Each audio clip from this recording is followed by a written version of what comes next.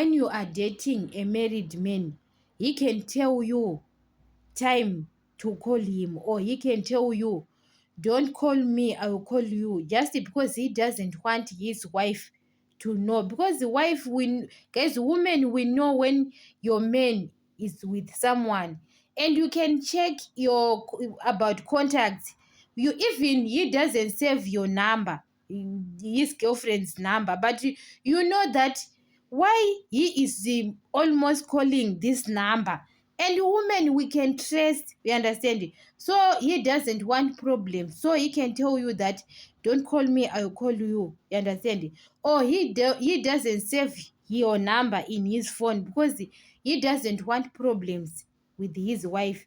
It means that you are not important, guys. You have to value yourself sometimes, you understand him, because even he doesn't have enough time with you. When a married man calls you, he wants something, maybe 2 minutes no do, you understand, he wants 2 minutes no do, and go to his family. He can spend his time with his family, even holidays, you understand, especially holidays, weekends. He can spend his time with his own family.